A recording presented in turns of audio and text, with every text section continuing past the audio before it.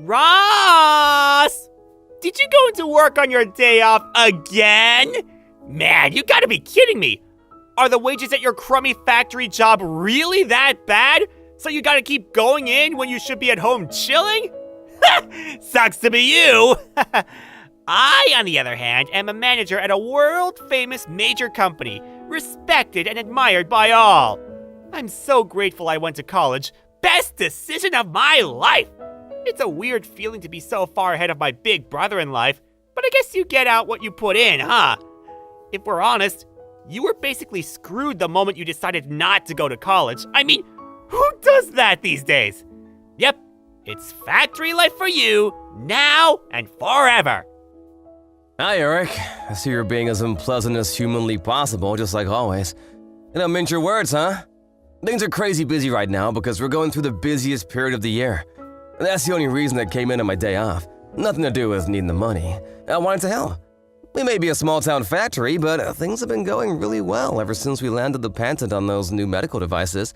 Our brand's becoming more well-known by the day. My salary's not exactly shabby. I see! Anyway, where do you think the money to put you through college came from in the first place? You think it fell from the sky? I thought it came from the insurance money from when Mom and Dad died in the car accident. How many times are you gonna ask me the same crap? Until you understand it, which sadly seems like it could take a while. How many times do I have to tell you the payout from the crash wasn't that big? I tried showing you the insurance documents so it'd finally go into that thick skull of yours, but you didn't even seem interested in looking. This is why you're poor, big bro. 'Cause you waste all your time doing useless stuff. Looking at a bunch of old documents isn't gonna make me rich, and it's not gonna magically turn you into a college grad. That's not the point. You're right. This boring crap ain't why I messaged you in the first place. Huh? Did you actually want to talk about something? Alright, so listen to this. You ready to be surprised? Me and Sandra, we're getting married! Oh, wait, what? That's Sandra? You mean the Sandra from our class at school? The one who people used to say was unobtainable? And out of everyone's league? Yep, that's her. So you know her then? Even though you're 10 years younger than me. That's weird. One of my classmates in middle school is related to her. I don't know her myself, though. I see. Well, if you know her, this should go a lot quicker than I expected. Did you know that her family are the biggest landowners in town? And how it's basically said that they run the place? I had heard rumors. You know how things get around. I heard that her dad's the head of the family right now. But his health isn't what it used to be, so either Sandra or whoever Sandra marries is set to inherit the position and take over as Don. Is that right? Bingo! I managed to bag myself the daughter of the most powerful family in town. That's why I'm cutting you out of my life. Excuse me? I'm confused. How are we getting from A to B here? What? Think about it. Can you imagine how embarrassing it's gonna be for me to explain to my rich new family that my big brother doesn't even have a college degree? Embarrassing? Living in poverty and destitution with you was also a big factor in my decision. I've been desperate to get away from all this, and away from you, for a long time now. That's why, as soon as I landed my job, I moved out and got my own place, alone. I just had to get some distance between us before I cracked up. Living in poverty and destitution? Come on, Eric, that's not fair. Look, I know the period just after Mom and Dad died was rough, but things got better after that. I did my best to give you everything you needed. Nope! You're missing the point. I'm talking about way before that. Your life was an epic dud at the point you decided not to go to college. That's where me and you, we parted ways, even if we were still together physically. You know, the people you associate with in life are important. Right, bro? We influence each other, and I can't risk being influenced by a loser like you a second longer. My marriage to Sandra will be the beginning of my glamorous new life of celebrity and luxury. I'll be loved, admired, and adored by all. Signing autographs will be a daily occurrence. I can't wait. You're nothing but an eyesore getting in the way of my bright, promising future. Your very existence is jeopardizing my shot at true happiness. I see. I did kind of get the feeling you were looking down on me for a while now, but I had no idea you hated me this much. Back when Mom and Dad died when you were 5, I did everything I possibly could to make sure you had everything you wanted. I wanted my little brother to be happy. I never asked for a foster dad, especially not one without a college degree. This could have all been avoided if you just accepted Uncle Jim and his wife's offer to take me in. But you had to be stubborn and turn them down so you could play the hero, didn't you? This is all your fault! Huh? Uncle Jim? Are you still in contact with Uncle Jim? Why wouldn't I be? He's the only relative I have left.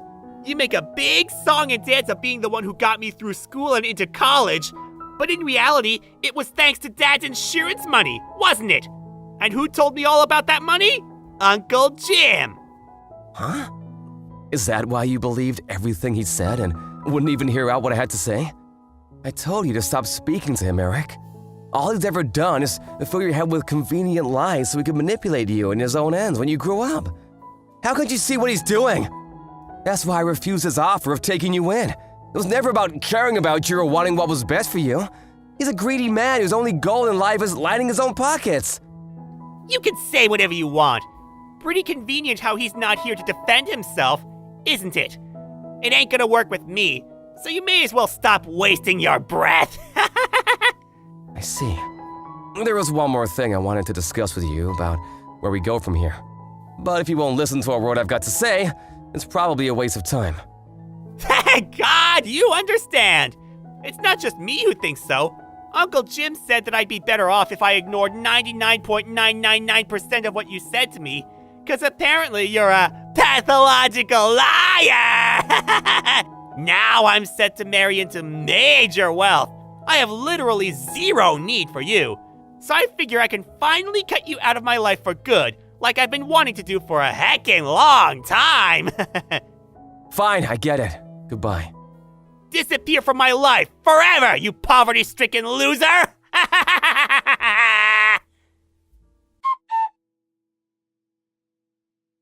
Hey, Ross, you got a minute? Good evening, Ginny. How's it going? Is this about what we talked about before? No, it's about something else this time.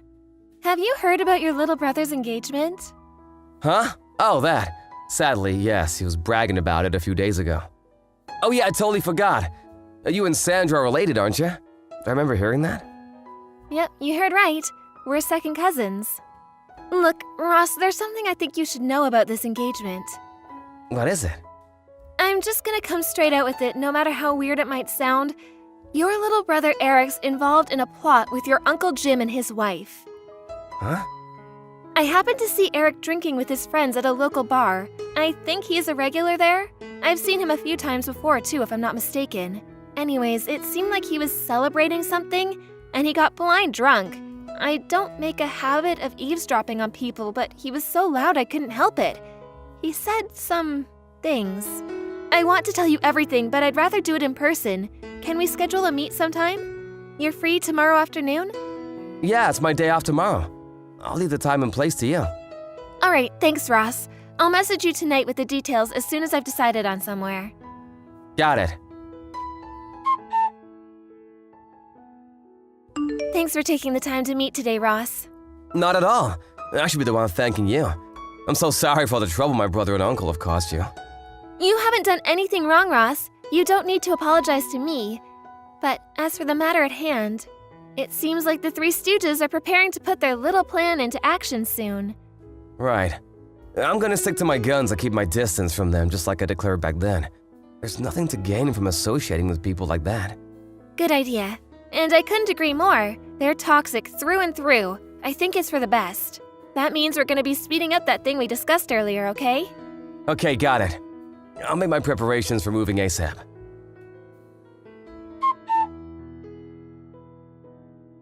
Ross!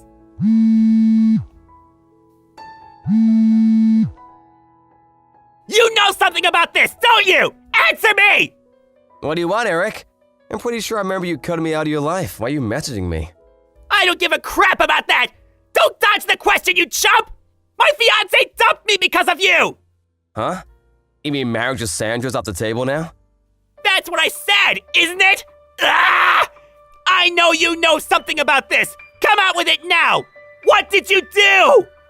Well, you knew it was a tradition in her family for daughters to get their whole inheritance when they marry, right? I wonder if her dumping you had something to do with finding out she had your sights on her money. What? Or could it be something to do with how you, Uncle Jim and his wife were all conspiring behind their backs to use her money to prop up Uncle Jim's failing company? He's been in the red for years now. Everyone knows he's been desperate for someone to bail him out for ages. You realized from an early stage that if you could just worm your way into Sandra's family line of succession like the honorless slug you are, you'd have a shot at that money, right? Wait, how did you? They all seem pretty likely candidates as to why you're all alone. What do you think? What do I think? I think you're gonna pay for this, you big idiot! Ah! Anyway, Sandra was gonna be my wife! What the hell does what I was gonna do with her money have to do with anyone else? Nothing! It would have been my property the moment we tied the knot! And there we have it, your true intentions. Huh? Or your true nature, I should say. I can't help but feel some responsibility for what a reprehensible scumbag you turned into, given I played a pretty major role in bringing you up since you were 5. Where did I go wrong? Get off your high horse! I don't remember you being my dad!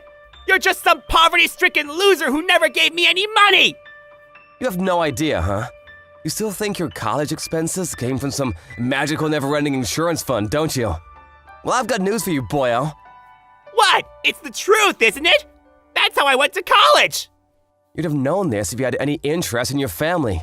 But even while Mom and Dad were still alive, our family never had much money. Huh? I'm pretty sure I mentioned this before, but Mom and Dad were employees at Uncle Jim's company. They'd been there close to a decade at the time of the accident.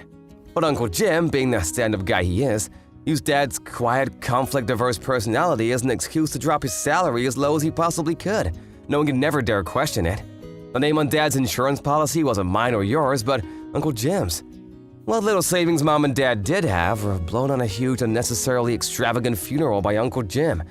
So he could point and say, "Look what I did," while bragging to everyone about what a great send-off had given them. That flashy funeral wasn't just paid for by Mom and Dad's savings either. He also borrowed from some of his friends and refused to pay them back afterwards, leaving them penniless. What the hell?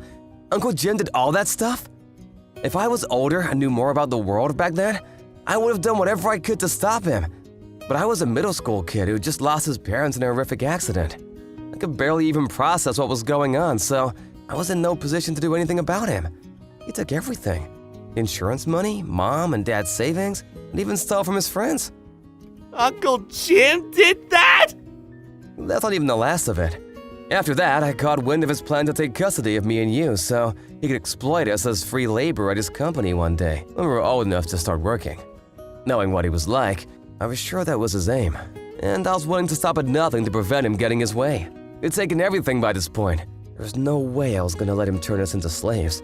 But then you grew up, went out into the world, developed ideas and desires of your own, and, well, you did what you did.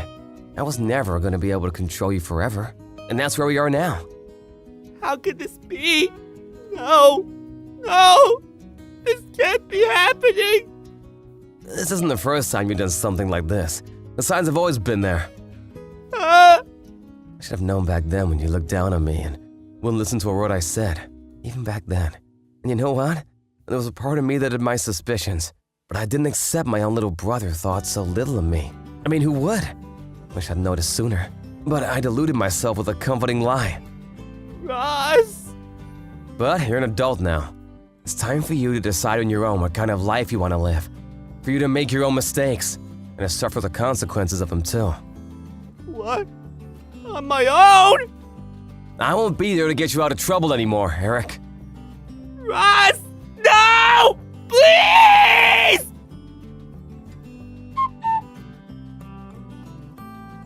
Ross! I got fired! Or rather, they're letting me jump on my own before they push me! I just found out that my company and Sandra's dad's company are just about to enter business negotiations to become long-term trading partners! My boss said it would be bad for the company to have someone like me around at such an important time! He basically said if I didn't resign, they'd fire me! I had no choice! I thought you'd come and help me, so I gave all the higher-ups a good verbal dressing down! I really gave him one form, then slammed my resignation papers down on the desk. But, Ross, where did you go? When I asked Mavis, the next door neighbor, she said she saw you packing your things into a moving van over a week ago. She said you also resigned from the factory in town a few months ago. Like, what the hell? Is it true? You never told me that. Ross, please, I'm begging you.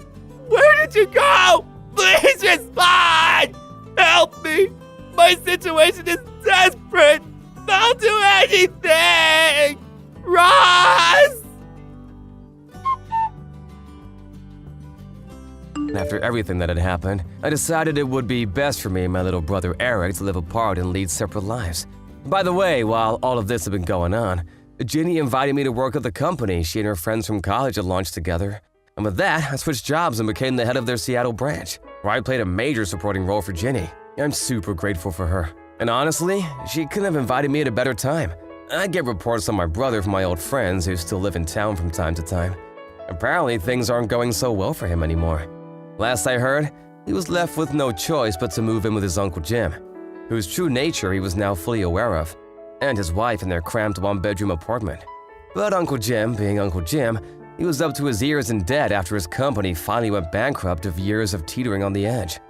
As anyone could have predicted, my little brother Eric was forced to clean up the mess by taking on the debt repayments. How does he come up with the money, you ask? By working 4 jobs, wow! Not only that, but he also owes Sandra a hefty sum in compensation for the attempted inheritance fraud they tried to pull. So he's engaged in the struggle of his life with no light at the end of the tunnel. Do I feel sorry for him? Not one bit.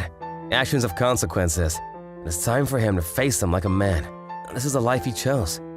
As for me, my efforts to forge out a new life for myself are well underway, and I plan to apply forethought and moderation in all things. I'll never be an Eric, and you shouldn't either. Thank you for watching. Please subscribe and hit the like button. See you next time.